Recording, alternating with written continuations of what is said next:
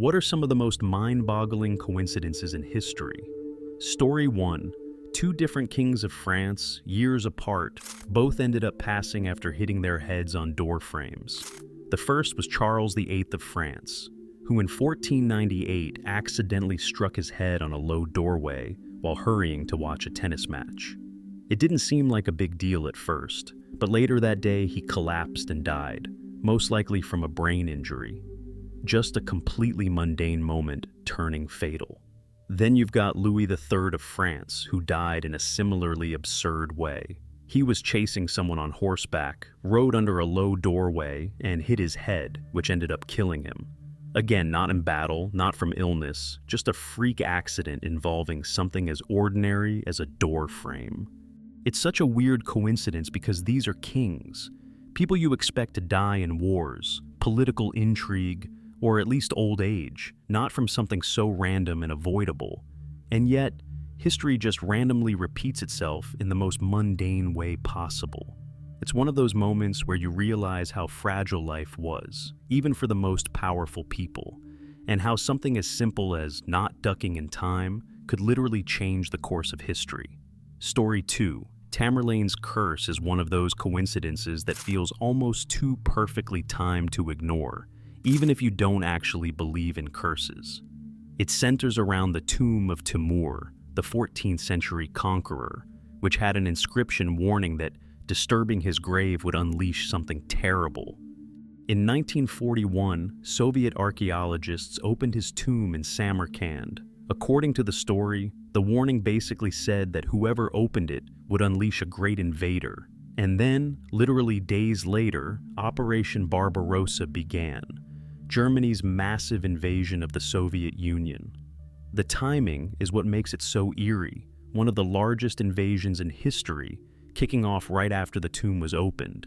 It gets even weirder. In 1942, the Soviets reportedly reburied Timur with Islamic rites, and not long after that, the tide of the war began to turn with the Soviet victory at Stalingrad. Again, probably coincidence, but the sequence of events lines up in a way that's hard not to notice. Whether you believe in curses or not, it's one of those stories where history and timing collide in a way that feels almost scripted. It's less about supernatural truth and more about how strangely events can line up, especially during moments as massive as World War II. Story 3. One of the most mind-boggling coincidences in history is the story of the Titanic and the novel Futility. The book, written by Morgan Robertson in 1898, described a massive, unsinkable ship called the Titan that strikes an iceberg in the North Atlantic and sinks due to insufficient lifeboats. 14 years later, RMS Titanic's sinking happened in eerily similar fashion. The details are what make it so unsettling. Both ships were described as enormous luxury liners, among the largest ever built at the time. Both were considered practically unsinkable. Both hit an iceberg in April in the North Atlantic, and both lacked enough lifeboats for all passengers, leading to massive loss of life. Even the names, Titan and Titanic, are almost identical. It's not just a vague similarity either. The parallels stack up in a way that feels way too specific to be random at first glance. Of course, when you dig deeper, some of it can be explained. Robertson was familiar with trends in shipbuilding and likely extrapolated where things were heading: bigger ships, faster crossings, and overconfidence in technology. Still, the timing and the number of similarities make it one of those coincidences that sticks with people. It feels less like a lucky guess and more like history accidentally following a script that had already been written years earlier. Story 4. When filming The Wizard of Oz, something happened that honestly feels too perfect to be real. Frank Morgan, who played Professor Marvel and the Wizard, was wearing a thrifted coat for the role, just a random costume piece picked up by the studio. At one point, he reached into the pocket and found a label or marking inside. And it turned out the coat had originally belonged to L. Frank Baum, the actual author of The Wizard of Oz. It's such a ridiculous coincidence because of how many layers there are. The actor playing the wizard, in a movie adaptation of Baum's story, just happens to be wearing the author's old coat without anyone realizing it beforehand. Out of all the costumes, out of all the thrifted items, that's the one he ends up in. From what's been said, the discovery was later confirmed by Baum's widow, which makes it even harder to brush off as just a rumor or studio story. It's one of those moments where reality lines up in a way that feels almost scripted, like the story somehow looping back on itself. Totally unnecessary, totally random, but weirdly perfect. Story 5. Robert Todd Lincoln, son of Abraham Lincoln, had one of the strangest streaks of coincidences in history. He was either present or extremely close to the first 3 U.S.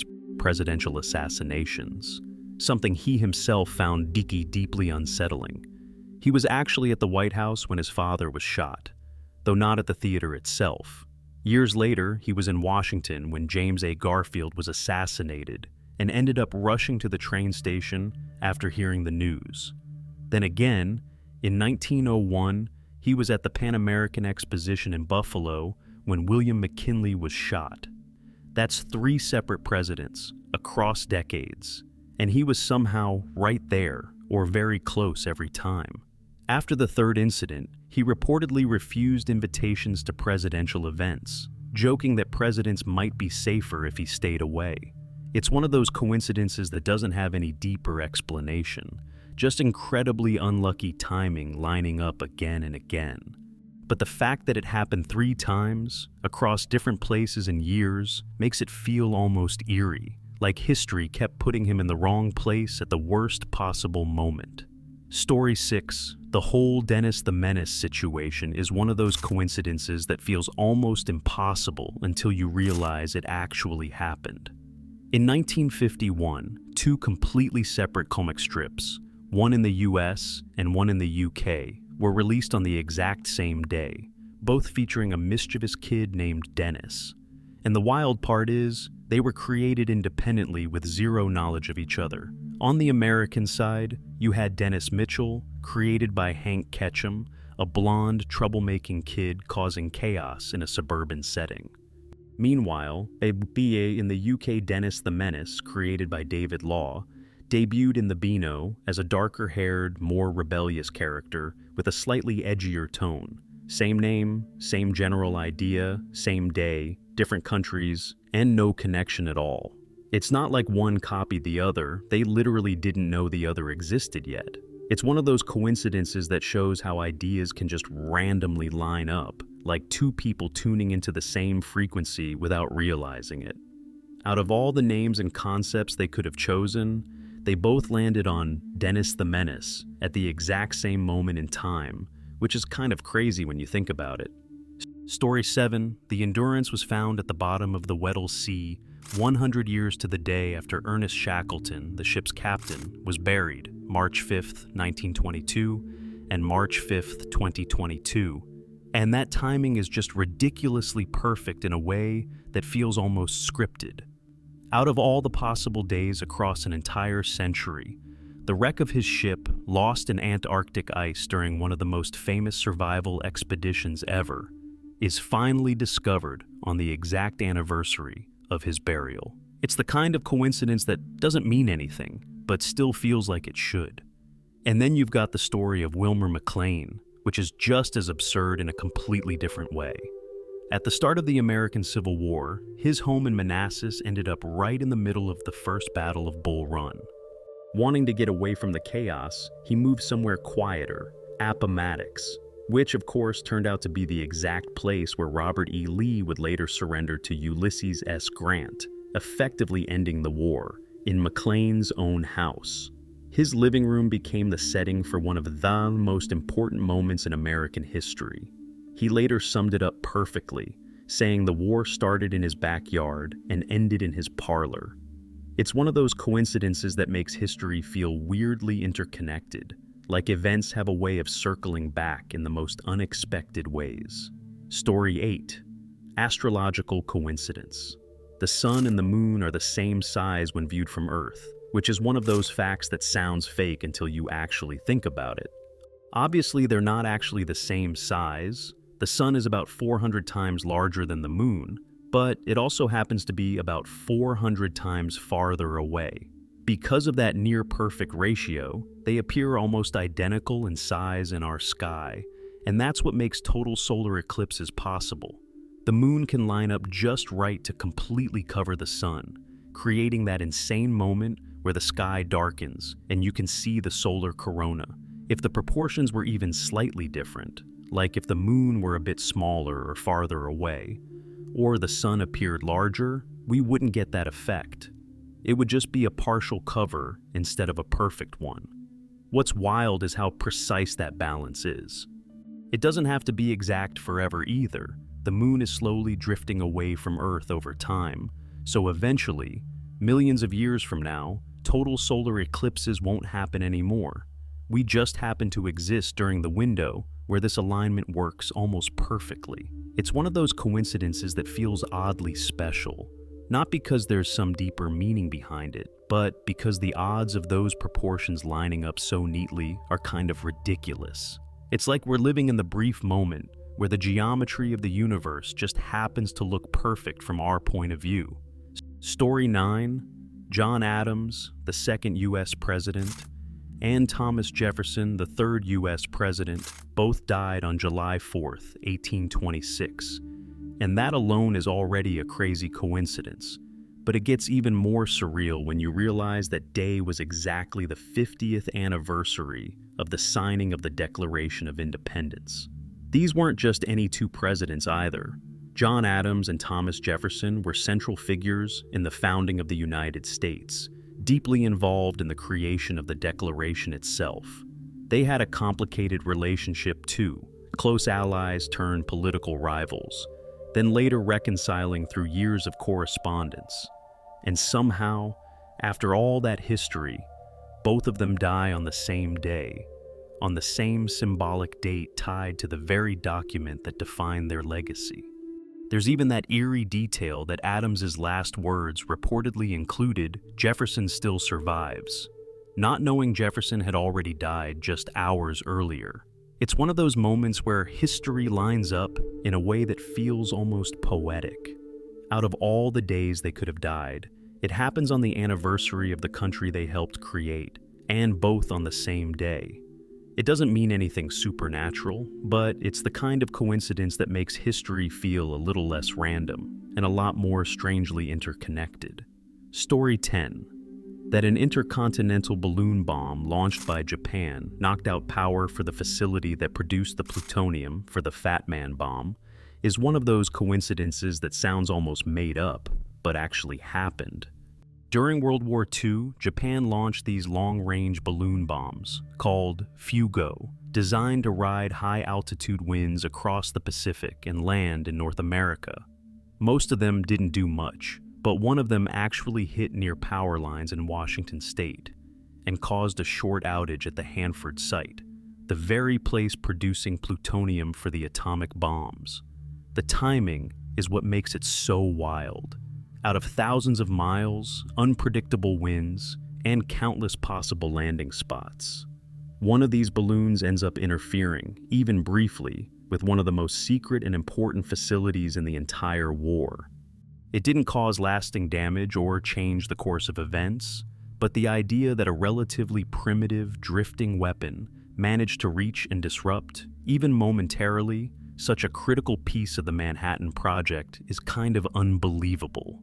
It's one of those moments where two completely different parts of history accidentally collide: high-level nuclear weapons development and low-tech balloon bombs, in a way that feels almost absurdly unlikely. Story 11. The entire life of Timothy Dexter feels like one long, ridiculous coincidence where everything that shouldn't have worked somehow did anyway, over and over again.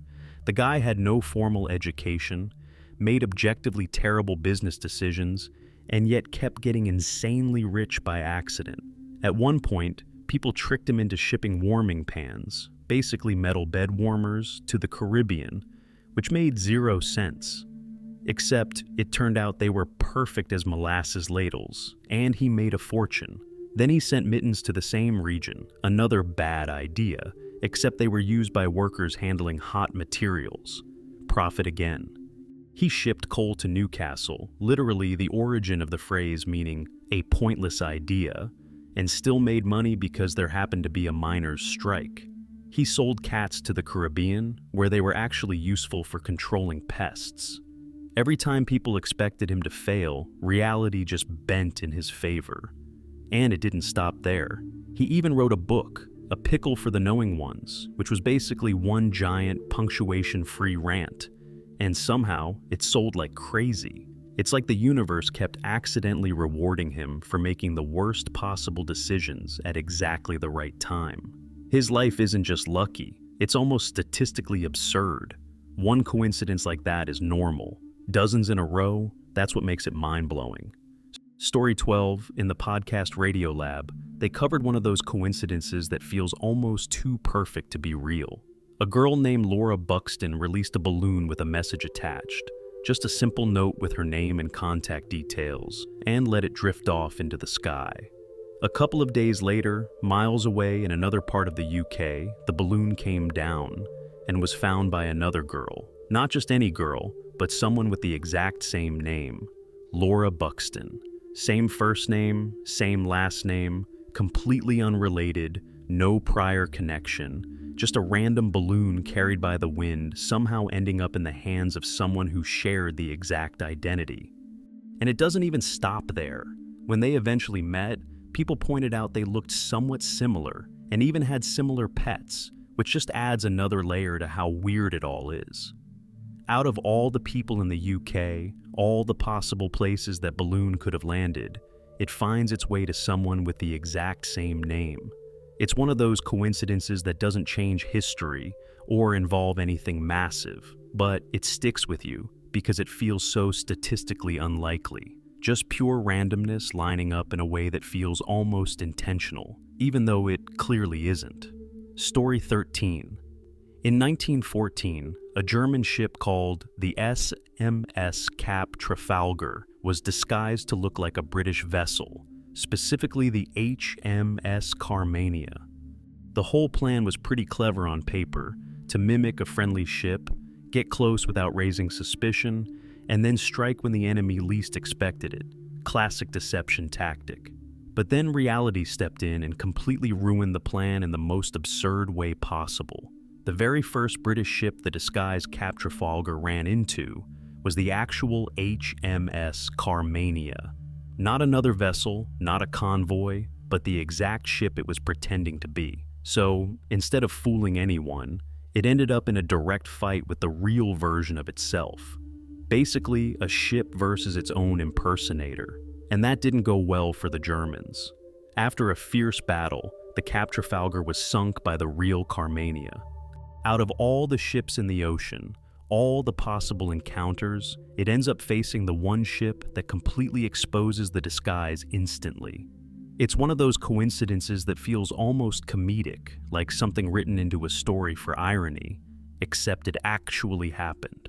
A deception plan undone immediately by running into the one thing it couldn't possibly fool. Story 14. The summer of 1871 was hot and dry in the American Midwest. On October 8th, a strong wind moved across the region as a weather front moved through. That night, a fire broke out on the west side of Chicago, spreading easily, consuming the almost limitless supply of dry wood all around it. The fire was fanned by the wind, grew out of control, and eventually developed into an almost unsurvivable firestorm that reached temperatures of well over 1,000 degrees Fahrenheit, utterly consuming everything in its path. No human agency could arrest the flames, and by the time the fire died out, approximately 2,000 people had died. But those 2,000 people did not die in Chicago. Yes, 300 people died, which is tragic enough, but those 2,000 died just over 200 miles north of Chicago in the Peshtigo fire, to this day, America's worst wildfire death toll. The reason that you haven't heard of it was that Peshtigo burned on the exact same day that Chicago did, and communications took much longer to get through to the outside world. There were even loads of relief supplies that had been gathered in Wisconsin to send to Chicago that were intercepted en route and redirected to Peshtigo. Story 15. 1720 had the plague, 1820 had cholera, 1920 had the Spanish flu, and 2020 had the coronavirus, and at first glance it feels like some eerie 100-year pattern repeating itself like clockwork. The 1720 reference usually points to outbreaks of bubonic plague, like the Great Plague of Marseille. Then around 1820, there were major waves of cholera spreading globally. In 1920, the world was dealing with the aftermath of the Spanish flu pandemic. And of course, in 2020, we had COVID-19. Stacked like that, it really looks like history is following some kind of 8th century-based rhythm. Like every 100 years, there's a massive global disease event. But when you zoom out a bit, it starts to look less like a strict pattern and more like selective timing. Pandemics and major outbreaks have happened in between those years too. They just don't line up as neatly. It's more that we're picking the ones that fit the pattern and ignoring the ones that don't. Still, the fact that those particular years do line up so cleanly is what makes it feel so strange. It's one of those coincidences that doesn't hold up as a real rule, but still manages to look just convincing enough to give people chills. Story 16. I just learned that the nuclear accident at 3 Mile Island happened just 12 days after the China Syndrome was released, and that timing is honestly kind of eerie. The movie was all about a nuclear meltdown and the dangers of a reactor failure, basically a worst-case scenario story about something going catastrophically wrong. And then less than 2 weeks later, a real-life partial meltdown happens at a nuclear plant in Pennsylvania. It's not like the movie predicted anything, but the overlap is just close enough to feel unsettling. Out of all the possible times for a major nuclear incident to occur, it happens right after a film warning about the exact same kind of disaster hits theaters. It's one of those coincidences where fiction and reality line up in a way that makes it feel almost intentional, even though it obviously isn't. The kind of timing that just makes people stop and go, okay, that's weird. Story 17. When Napoleon Bonaparte was crowned emperor, they released a giant wooden crown lifted by a balloon over Paris as part of the celebration, which already sounds over the top. But it gets way weirder. The balloon was uncrewed and ended up drifting off course, just floating wherever the wind took it. And somehow, it didn't just wander randomly. It traveled across France, crossed the Alps, moved down through Italy, and eventually reached Rome. Then, out of all the possible places it could land, it came down directly onto the tomb of Nero, one of Rome's most infamous emperors. That's the part that makes it feel almost unreal. No guidance, no steering, just wind and chance. And it ends up connecting 2 emperors across history in the most bizarre way possible. Out of an entire continent, it lands on that specific spot. It's one of those coincidences that people immediately read into as an omen, especially given Nero's reputation and Napoleon's own imperial ambitions. Whether you believe in that kind of symbolism or not, the odds of something like that happening are just ridiculous. It's the kind of story where randomness lines up so perfectly that it stops feeling random, even though it absolutely is. Story 18. At the beginning of the PC game Deus Ex, you can see the skyline of New York City, but the Twin Towers are noticeably missing, which feels incredibly eerie in hindsight. The explanation is actually pretty mundane.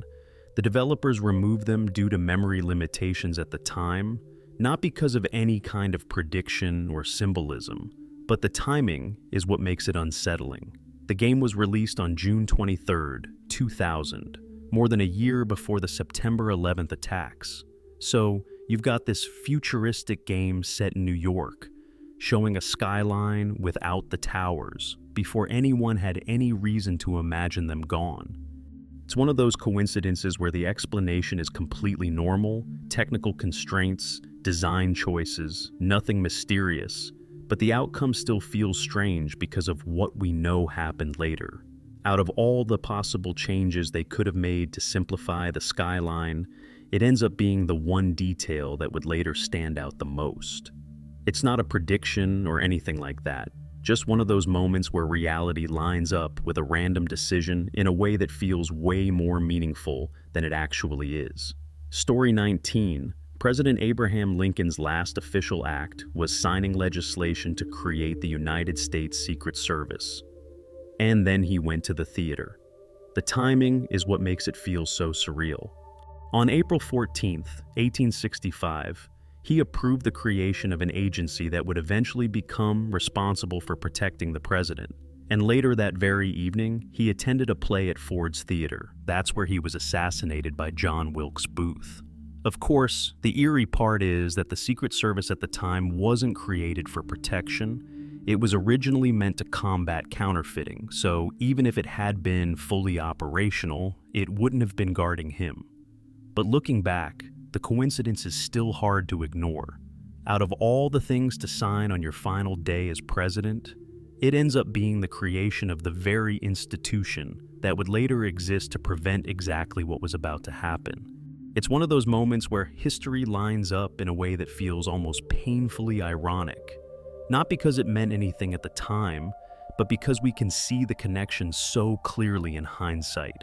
Story 20, that guy who was in Hiroshima when the US dropped the atomic bomb on it, then somehow made it out, took a train to Nagasaki, and got bombed again the next day, is one of the most unbelievable coincidences ever recorded.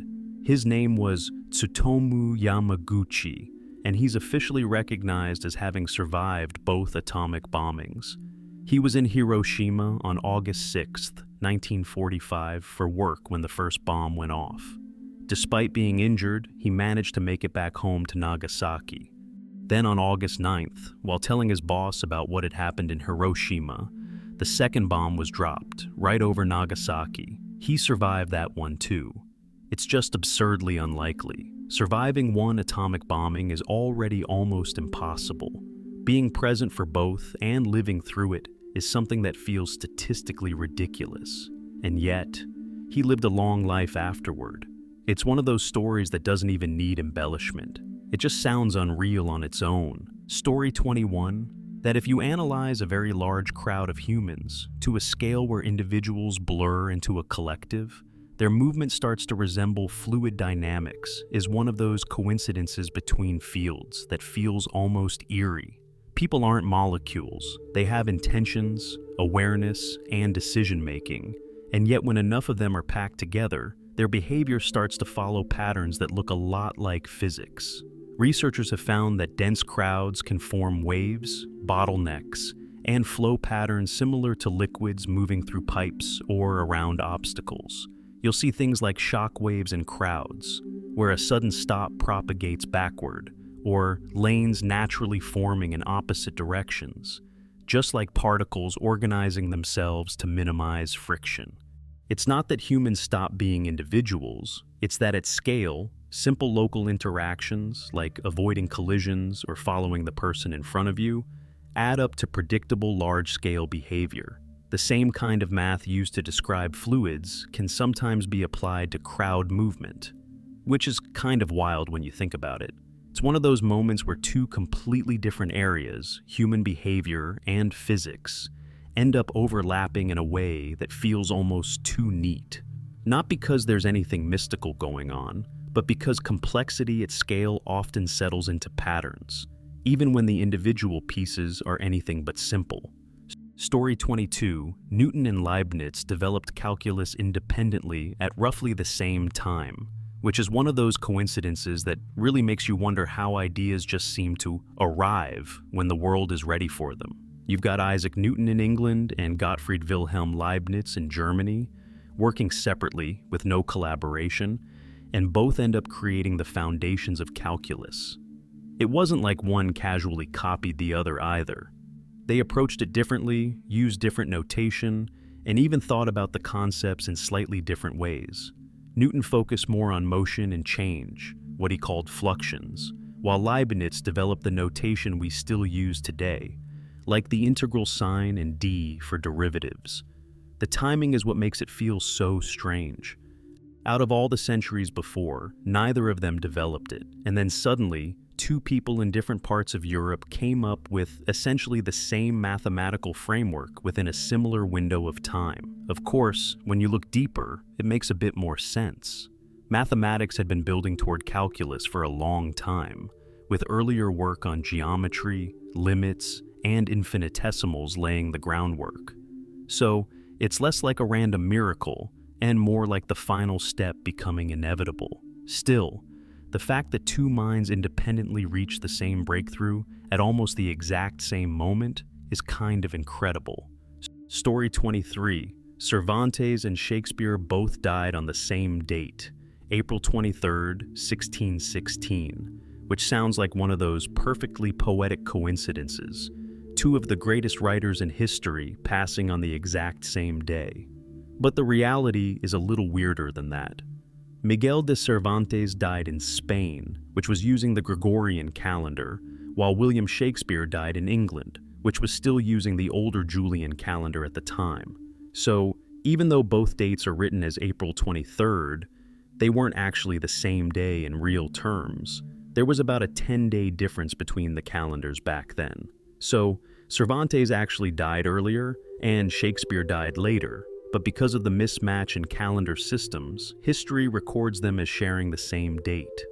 It's one of those coincidences that feels incredibly neat and symbolic at first glance, like literature itself aligning for a moment, but then turns into something even more interesting once you realize it's a quirk of how humans measure time. Still, the idea that two literary giants are forever linked by the same recorded date gives it a kind of poetic weight, even if technically they didn't pass on the exact same day.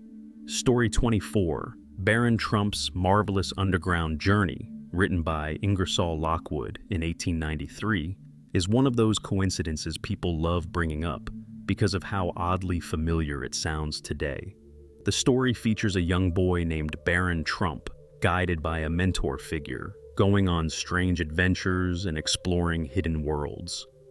What makes people do a double take is the name itself, Baron Trump, which feels way too similar to Barron Trump, the son of Donald Trump. Then there are other small details people point out, like references to a wealthy figure living in New York, which adds to the wait what factor. But when you look closer, it becomes less mysterious and more of a coincidence layered with modern interpretation. Baron is a title that's been used for centuries, and Trump was already a known surname. The story itself is more of a whimsical, almost fantasy-like tale, not some prediction of modern events. It's one of those examples where pattern recognition kicks in hard. People connect the dots after the fact, and it feels uncanny, even though it's really just a mix of common names, coincidence, and hindsight, making it seem more meaningful than it actually is. Still, the name alone is enough to make it one of the strangest literary coincidences people keep coming back to. Story 25.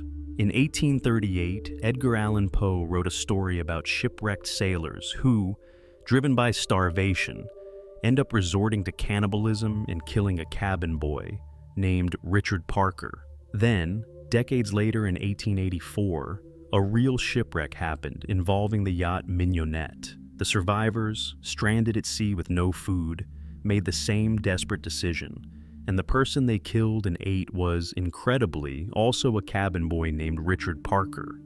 That's the part that makes it feel unreal. It's not just that both stories involve cannibalism at sea, which sadly wasn't unheard of in extreme survival situations, it's the name. Out of all possible names, the exact same one shows up in both a fictional story and a real-life tragedy, decades apart. The real case even became famous in legal history because of the trial that followed, R.V. Dudley and Stevens, which dealt with whether necessity could justify killing in order to survive. It's one of those coincidences that feels almost unsettling because of how specific it is. Not a vague similarity, not a general theme, but the exact same scenario down to the name of the victim. The kind of thing that makes you pause for a second, because it really does feel like fiction somehow echoed into reality. Story 26, the same guy who made engines run smoother with leaded gasoline also helped invent modern refrigerants, and somehow ended up doing massive damage to the planet in two completely different ways. His name was Thomas Midgley Jr., and his story is one of those coincidences that feels almost unbelievable in hindsight. He helped introduce tetraethyl lead as a gasoline additive, which reduced engine knocking and made cars run more efficiently. At the time, it was seen as a huge breakthrough, but later on, we learned just how toxic lead is, especially when released into the air at massive scale, causing widespread environmental and health damage. Then, as if that wasn't enough, he also played a major role in developing chlorofluorocarbons, CFCs, used in refrigeration and aerosols. These were considered safe alternatives to earlier, more dangerous gases, but decades later, they were found to be a major cause of ozone layer depletion. So, you've got one person responsible for two major technological advances, both initially praised, both later discovered to have enormous unintended consequences for the atmosphere and human health. And by all accounts, he wasn't some villain, just an engineer solving problems with the knowledge available at the time. It's one of those coincidences where history kind of doubles down, the same person unintentionally contributing to two of the biggest environmental issues of the modern era. Story 27, in 1726, Jonathan Swift casually mentioned Mars having 2 moons in Gulliver's travels, and even gave rough orbital details. 151 years before they were actually discovered is one of those coincidences that feels almost impossible. In the book, the astronomers of the floating island of Laputa describe Mars as having 2 small moons, with specific distances and orbital periods that aren't wildly off from reality. Then in 1877, Asaph Hall actually discovered the real moons of Mars, Phobos and Deimos. What makes it so strange isn't just that Swift guessed there were 2 moons, it's that he added details about how they moved. At the time, Mars was only known to have 0 moons, so even suggesting 2 was already a leap. Getting the general idea of their motion in the right ballpark just adds to the weirdness. It's not that Swift had secret knowledge. He was likely inspired by earlier ideas about planetary systems and just took a creative guess. But still, out of all the possibilities, he landed surprisingly close to the truth. It's one of those moments where imagination and reality line up just enough to make you stop and go, okay, that's kind of uncanny. Story 28. Apollo 11 lunar module pilot Buzz Aldrin had a mother whose maiden name was Moon, which is one of those coincidences that almost sounds too on the nose to be real. Out of all the possible names, the guy who would literally land on the moon had that exact connection in his family. It's not like it had anything to do with his career path, obviously, but it still feels weirdly symbolic in hindsight. He ends up becoming one of the first humans to walk on the moon during Apollo 11, and then you find out that Moon was already part of his personal history the entire time. It's one of those coincidences that doesn't mean anything in a causal sense, but just feels almost poetic. Like history quietly setting up a detail decades in advance that only becomes interesting once everything else falls into place. Totally random, completely meaningless in terms of cause and effect, and yet somehow still kind of perfect. Story 29, not history. As such, but the sun is about 400 times bigger than the moon, and also about 400 times farther away, which is why they appear almost exactly the same size in our sky, and that's one of those coincidences that feels almost too perfect. Because of that near-exact ratio, the moon can line up just right to completely cover the sun during a total solar eclipse. You get that surreal moment where the sky darkens and the sun's corona becomes visible, something that wouldn't happen if those proportions were even slightly off. If the moon were smaller or farther away, it wouldn't fully cover the sun. If it were bigger or closer, it would block more than it does now. What makes it so interesting is that there's no deeper reason for that alignment from our perspective. It's just how the sizes and distances happen to work out from Earth. And it's not even permanent. The moon is slowly drifting away over time. So, eventually total solar eclipses won't happen anymore. We just happen to exist during this window, where the geometry lines up almost perfectly. It's one of those coincidences that doesn't change anything about how the universe works, but still feels kind of special, like we're in the exact right place at the exact right time to see something incredibly precise happen. Story 30. In the early days of the First World War, a small fleet of the Royal Navy was dispatched to hunt down the German East Asia Squadron and sink them. The British fleet stopped off at the Falklands to refuel in anticipation of a very long search. But lo and behold, the German fleet was on their way to refuel at the Falklands at the exact same time, and they both ran into each other. The German fleet was sunk, and the British returned home much sooner than expected. Another naval incident in the war would involve the German ship SMS Cap Trafalgar. Cap Trafalgar was a German ocean liner, which was requisitioned by the German Navy and armed with small naval guns to act as a merchant raider. The ship was altered to resemble the British ship RMS Carmania as a form of disguise.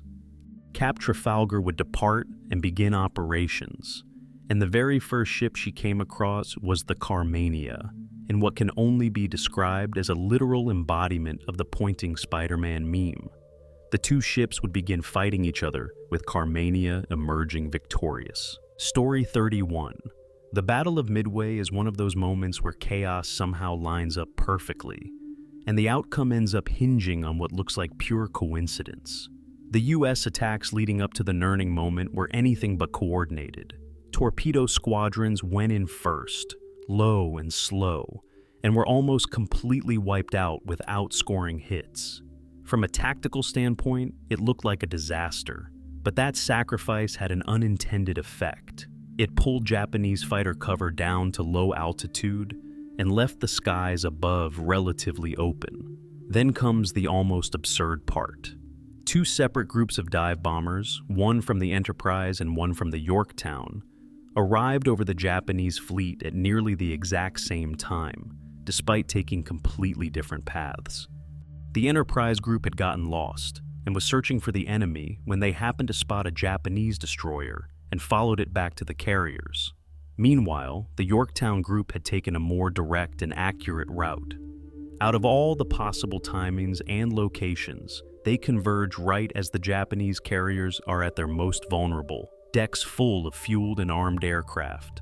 In less than 5 minutes, 3 carriers were set ablaze and effectively destroyed.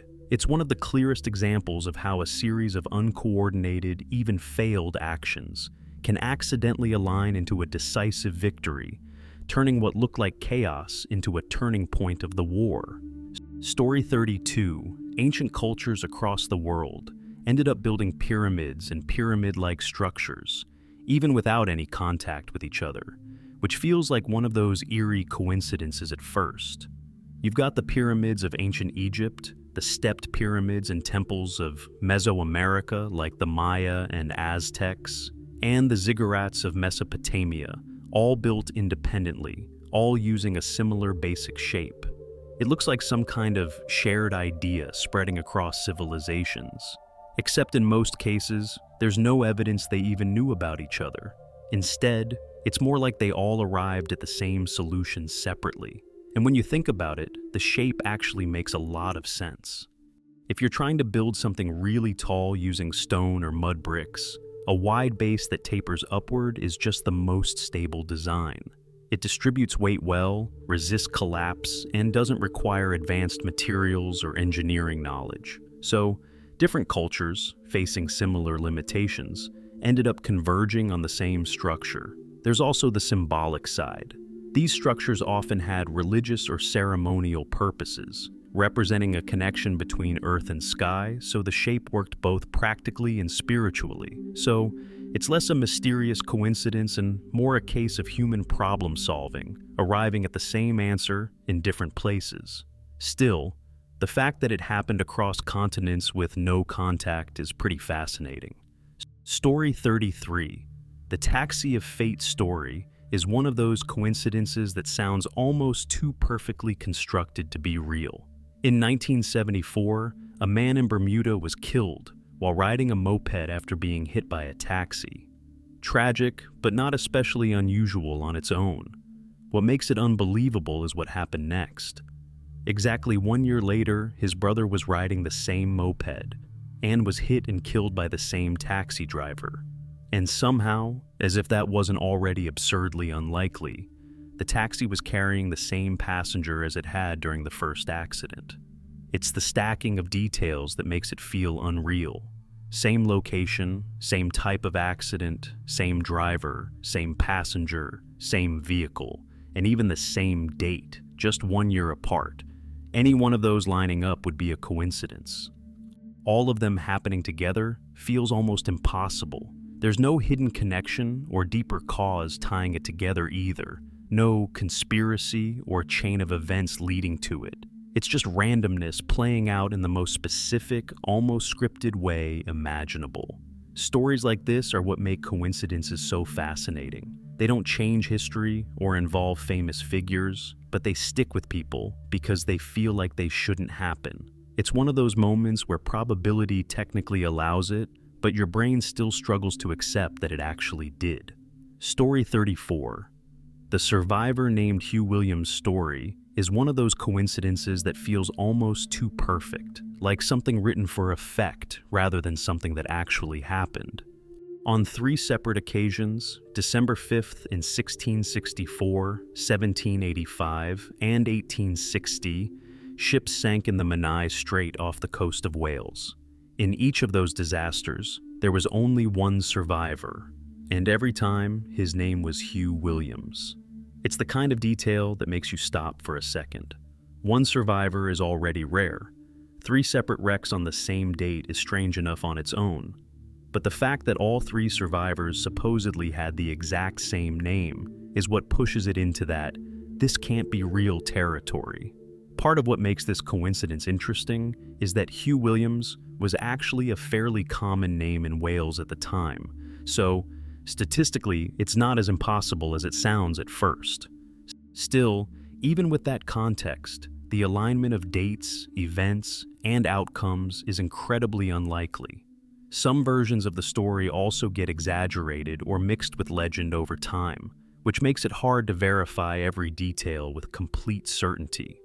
But whether it's entirely accurate or slightly embellished, it sticks around because of how oddly specific it is. It's one of those stories where coincidence, probability, and storytelling all blur together, leaving you with something that feels almost myth-like, even if it has roots in real events.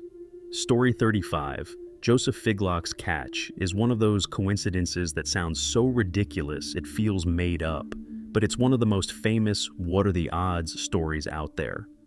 In 1937 Detroit, a baby fell from a high window and landed directly on a street sweeper named Joseph Figlock, who happened to be working below. The impact broke the child's fall, and somehow both of them survived. That alone would already be an unbelievable story, but it gets even stranger. Exactly 1 year later, the same baby fell from the same window, and once again landed on Joseph Figlock, who just happened to be working in that exact spot again. And again, both survived. It's the kind of coincidence that stacks improbability on top of improbability. Same person, same job, same location, same accident, same outcome, just a year apart. Any one of those repeating would be strange, but all of them lining up feels almost impossible. There's no deeper explanation or hidden connection either, just timing and chance aligning in the most absurdly specific way. It's one of those stories that makes people love coincidences in the first place, because even though you know it has to be random, it feels like reality briefly decided to repeat itself in the weirdest way possible. Story 36, the Beatrice church explosion, is one of those coincidences that almost feels unreal because of how perfectly everything lined up. On March 1st, 1950, a church in Beatrice, Nebraska exploded at 7:27 p.m. due to a gas leak. 15 choir members were scheduled to be by and there for practice at 7:20, which should have meant everyone was inside when it happened, but somehow, every single one of them was late. And not for one shared reason, but for completely unrelated everyday things. One person's car wouldn't start, another got delayed at work. Someone else decided to finish homework, One took a nap that ran long. Another just lost track of time.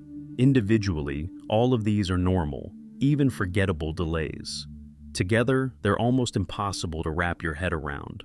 All 15 people, each with their own independent reason, all missing the exact window that would have put them inside the building when it exploded. When the blast happened, the church was completely empty. Not a single choir member was there. It's one of those moments where randomness lines up in a way that feels almost intentional, even though it clearly isn't. If even one or two people had been on time, the story would have been tragic. Instead, it became one of the most famous examples of a near-miss coincidence. The kind of story that makes you realize how small, ordinary moments can sometimes add up to something extraordinary. Story 37, The Triple Coincidence of 1911, is one of those stories that sounds almost too neat to be real. 3 men were executed at Greenberry Hill in London for the murder of Sir Edmund Barry. And their surnames were Greenberry and Hill. When you line it up like that, it feels like reality is just playing with words. But this is one of those cases where the story is almost certainly more legend than fact. There's no solid historical record confirming that exact event with those names lining up so perfectly.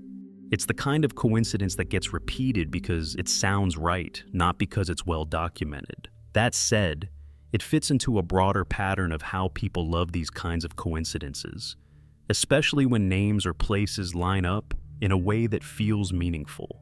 Our brains are wired to notice patterns, and something like Greenberry Hill is just too clean not to stick. And yeah, war-related coincidences are full of that same weird energy.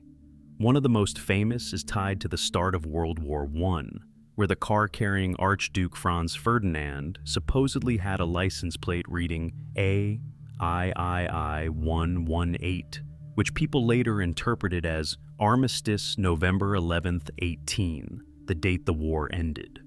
Whether that specific detail is accurate or not is debated, but it shows how people retroactively find meaning in small details once they know how the story ends. That's really what makes these coincidences so fascinating, not just the events themselves, but how we connect them after the fact. Story 38, Kepler's lucky guess, is one of those coincidences that feels almost unfair in how accurate it turned out. In 1610, Galileo Galilei sent out a scrambled anagram to announce a discovery without revealing it outright, which was a common way to claim priority at the time. The message was actually about Saturn's strange appearance, which we now know are its rings. But Johannes Kepler tried to decode it and got it completely wrong. He interpreted it as meaning that Mars had 2 moons. That wasn't what Galileo meant at all. It was just Kepler's mistaken decoding. But here's the absurd part. Mars does have 2 moons. Phobos and Deimos weren't discovered until 1877, more than 250 years later, by Asaph Hall. So, Kepler made an incorrect guess based on a misread message, and still ended up being right. Not because of data, not because of observation, just coincidence. What makes it even stranger is that at the time, Mars was only known to have 0 moons, so even suggesting 2 was already a stretch. There was no solid reason to land on that number specifically. It's one of those moments where being wrong somehow loops back into being right, which is way rarer than just guessing correctly. The kind of coincidence that makes you wonder how often history quietly hides these bizarre little alignments. Story 39, the biblical cryptogram, is one of those coincidences that feels almost too perfect, like it was planted there on purpose. In 1611, the year the King James Bible was published, William Shakespeare was 46 years old. Then you look at Psalm 46 and things get weird.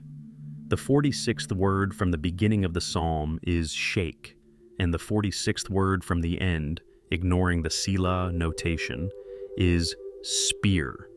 Put them together and you get Shakespeare, right there hidden in the text. It's the kind of detail that makes people pause, because it lines up just a little too cleanly. Same number, same year, and a name that appears to be embedded in one of the most famous translations of the Bible. Of course, when you dig into it, it's almost certainly just coincidence. Word counts can vary depending on the version, punctuation, and how you treat things like cella. Plus, there's no solid evidence Shakespeare was involved in translating the King James Bible at all. But still, the alignment is just specific enough to feel intentional, even if it isn't. It's one of those coincidences where pattern recognition does most of the work, but the result is so neat that it sticks with people anyway. Story 40, the language of dogs example, is one of those coincidences that linguists love because it's so clean and so misleading at the same time. In the Australian Aboriginal language, Imbabaram, the word for dog is dog. Exactly the same as in English, despite the two languages being completely unrelated. At first glance, it feels impossible. You see the same word in two totally separate languages, and your brain immediately assumes there must be some kind of connection, borrowing, shared origin, something. But in this case, there isn't. It's just pure coincidence. This is what linguists call a false cognate, when two words look or sound the same but have entirely different origins.